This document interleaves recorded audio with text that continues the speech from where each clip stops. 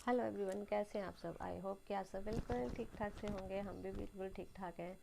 आज मैं आपके सामने वीडियो लेके आई हूँ हैप्पीनेस के बारे में कि हैप्पीनेस क्या है। हम और आप क्या सोचते हैं कि हैप्पीनेस क्या है या खुश रहना किसको कहते हैं। कई बार हम ऐसे होता है ना कि हमारी फैमिली में सब हमारे अनुसार होता है, सब हमारे अनुसार चल रहा है तो हम बहुत खुश हैं। क्यों? क्योंकि सब हमारी बात मान रहे हैं, जो कुछ हो रहा है वो हमारे अनुसार हो रहा है। लेकिन कई हम बहुत बार ये भूल जाते हैं कि हो सकता है जो चीज़ हमारे लिए अच्छी है, जो चीज़ हमें अच्छी लग रही है, हो सकता है उस चीज़ से किसी सामने वाले को दुख हो रहा हो, है ना। पर ऐसे है कि हम सिर्फ अपने बारे में सोचते हैं। दुनिया ही ऐसी है, क्या कर सकते हैं। सब अपने बारे में सोचते हैं ना, यही सोचेंगे आप भी, है ना। हाँ, सही है ये भी।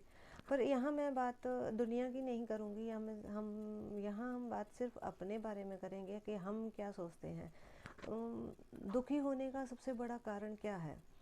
अगर खुश रहने के बारे में सोचना है तो दुखी होने के बारे में तो बात करनी ही पड़ेगी। तो दुखी होने का सबसे बड़ा कारण क्या है? और दुखी होने का सबसे बड़ा कारण है बीती बातें।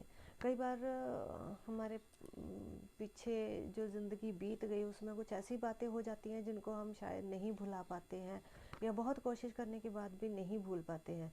तो कभी ना कभी वो बातें याद आ जाती हैं, हमें वो बातें माइंड में आ जाती हैं जिनकी वजह से हम दुखी होते हैं।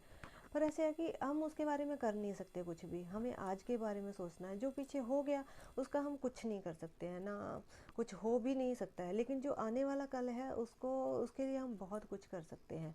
तो आज में जिए, जो आज है उसके बारे में सोचें और अच्छी बातें सोचें, हम हमेशा खुश रहेंगे। दूसरी बात आती है परिवार। भाई मैं तो सबके बारे में सोचती हूँ, है ना। मैं सबका अच्छा सोचती हूँ, मैं सबके इतने काम करती हूँ, है ना।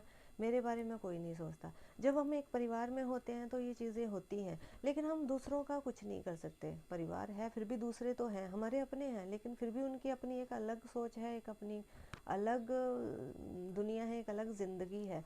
बेशक हम एक दूसरे से जुड़े हैं, लेकिन अगर आप उनके बारे में सोच रहे हैं और वो आपके बारे में नहीं सोच रहे हैं तो आप कुछ नहीं कर सकते। हाँ, अपना बेस्ट दे सकते हैं। वो करो जो आप कर सकते हैं।